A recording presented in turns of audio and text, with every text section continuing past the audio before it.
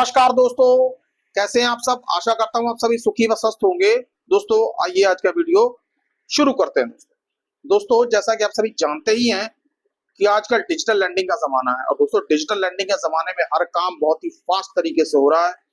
Loan भी बहुत fast तरीके से मिलते हैं। आपका बस आधार कार्ड और पैन कार्ड लेके उसको वेरीफाई करके चुटकियों में चुटकियों में आपके सिबिल स्कोर का पता लग जाता है और कंपनियां ये पता लगा लेती कि भाई आपको पैसा देना चाहिए कि नहीं देना चाहिए। अब दोस्तों एक जमाना ऐसा हुआ करता था कि पर्सनल लोन या अनसिक्योर्ड लोन लेने के लिए पहले आपको डॉक्यूमेंट्स देने पड़ते थे, आपके घर पे फील्ड विजिट हुआ करती थी और फिर उसके बाद आप पोस्ट डेटेड चेक्स देते थे। यानी कि आप अपने 36 महीने का लिया तो 36 चेक देंगे, 48 का लिया तो 48 चेक देंगे। अब दोस्तों ऐसा नहीं है। और पहले क्या होता था कि आपको लोन का चेक मिलता था, यानी कि लोन की प्रक्रिया पूरे होते होते, डिसबर्समेंट की प्रक्रिया पूरे होते होते लगभग 20 से 25 दिन लग जाते थे दोस्तों। अब दोस्तों आजकल ऐसा नहीं होता। आजकल लगभग सेम डे लोन प्रोसेस हो जाता है और पैसा आपके अकाउंट में आ जाता है दोस्तों। अब दोस्तों ये सब तो हो जाता है,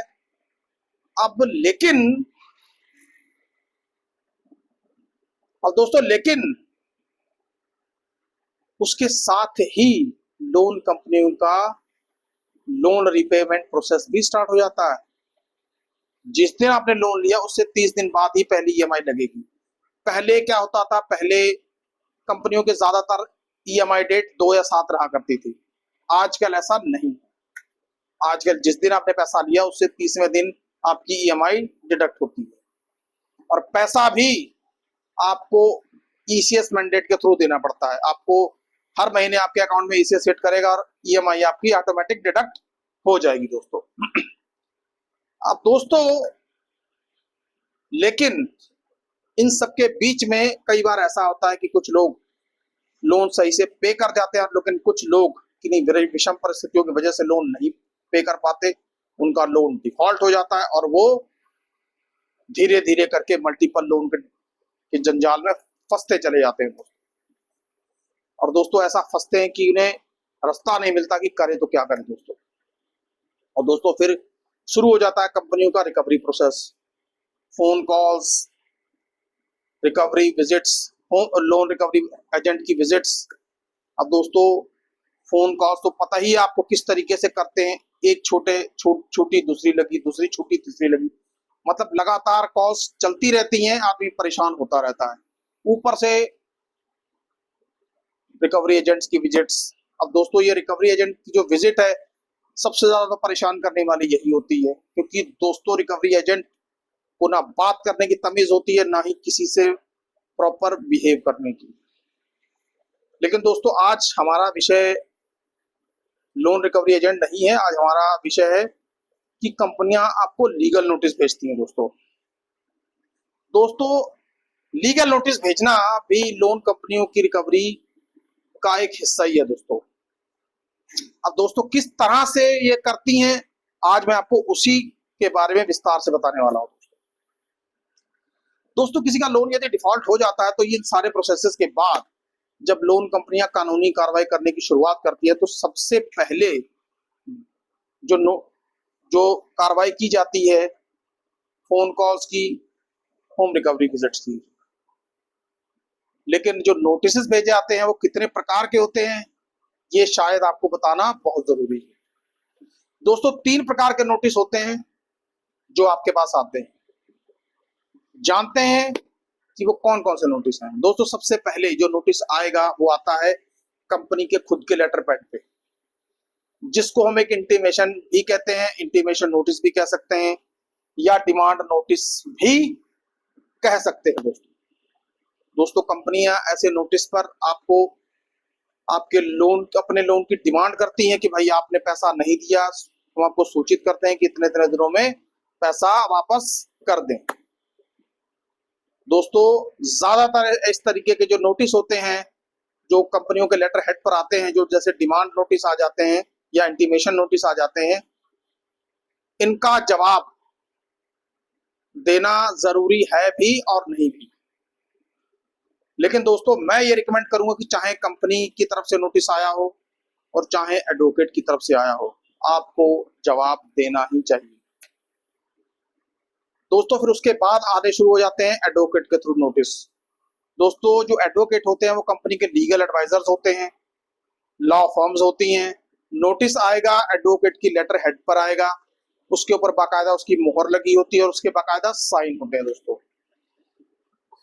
अब दोस्तों ऐसे नोटिस ज्यादातर होते हैं लोन रिकॉल नोटिस, सेक्शन 25 के नोटिस, आर्बिट्रेशन के नोटिस, सारफसाई एक्ट के नोटिस हो सकते हैं दोस्तों। कई तरीके के नोटिस जो है वो हो सकते हैं दोस्तों। क्रिमिनल कंप्लेंट करने के नोटिस, प्री आर्बिट्रेशन के भी नोटिस, मतलब जो इस तरीके के जो नोटिस होते हैं जो एडवोकेट के लेटर हेड पर आते हैं, उनकी स्टैंप लगी होती है, बाकायदा कंपनी को रिप्रेजेंट करते हैं, वो कंपनी के बिहाफ पर वो आपको नोटिस भेजते हैं दोस्तों। और दोस्तों एडवोकेट की तरफ से या लॉ फर्म की तरफ से आपको कोई भी नोटिस आता है, उसका जवाब देना मैंडेटरी है दोस्तों। और दोस्तों जवाब भी आपने कैसे देना है, एक जवाब लीगल एडवाइजर को दीजिए, दूसरा कंपनी में भेजिए। दोस्तों अगर आप इस तरीके से चलेंगे, प्रॉपर जवाब एडवाइजर को, लीगल एडवाइजर को या दोनों को, कंपनी को, दोनों को दे देंगे, तो यकीन मानिए आपका जो डाटाबेस है पूरा मजबूत बनेगा। जब इसका इस्तेमाल करने का वक्त आएगा तब आपके पास सब कुछ होगा और आप माननीय कोर्ट को दिखा सकेंगे कि हमने ऐसा किया था, हमने इनके एडवोकेट का भी जवाब दिया और कंपनी के नोटिस का भी जवाब दिया।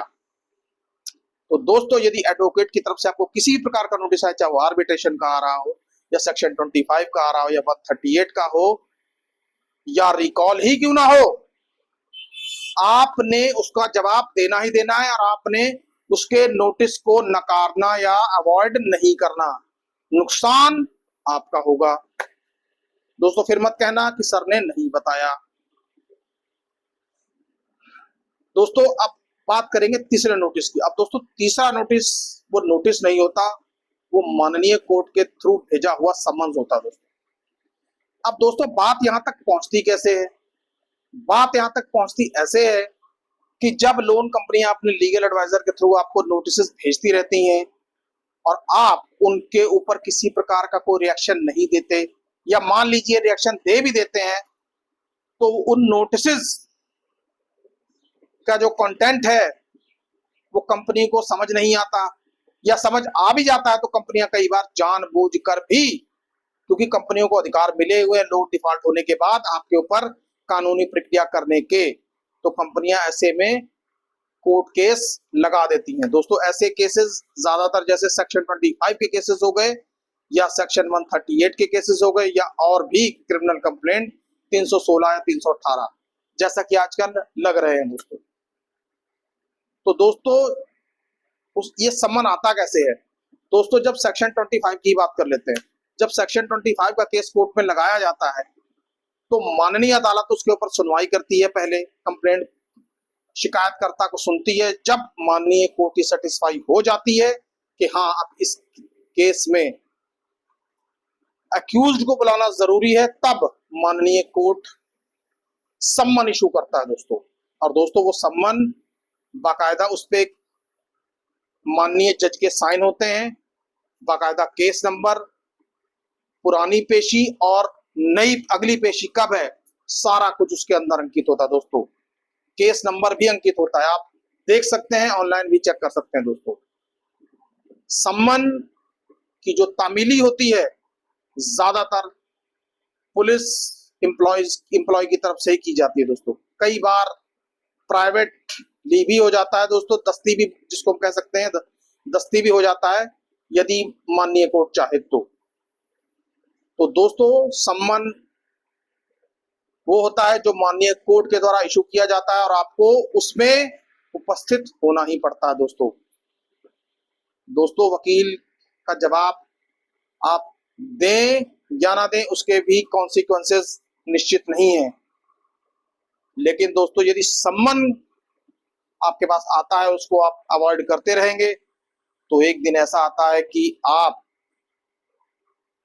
कोर्ट की नाराजगी का शिकार हो जाएंगे। दोस्तों कोर्ट की नाराजगी का मतलब ये हुआ कि आप कोर्ट आपको बार बार बुला रही है, लेकिन आप कोर्ट का अपमान कर रहे हैं। सम्मान का मतलब होता है कि कोर्ट आपको बुला रही है और आप नहीं जा रहे हैं। तो दोस्तों,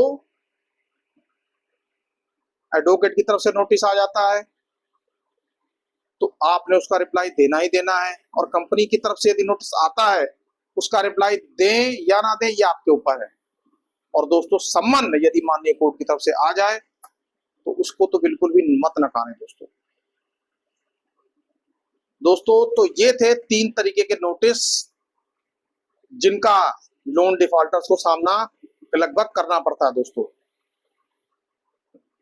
दोस्तों आई होप आपको लीगल नोटिस के ऊपर आज का ये वीडियो पसंद आया होगा। दोस्तों, यदि पसंद आ गया है तो वीडियो को लाइक कर दीजिए और चैनल को सब्सक्राइब कर लीजिए दोस्तों। और दोस्तों, इस वीडियो को ज्यादा से ज्यादा फैलाएं, शेयर करें, ताकि और लोगों को भी ये जानकारी मिल सके। सुखी रहिए, स्वस्थ रहिए। जय हिंद, जय भारत।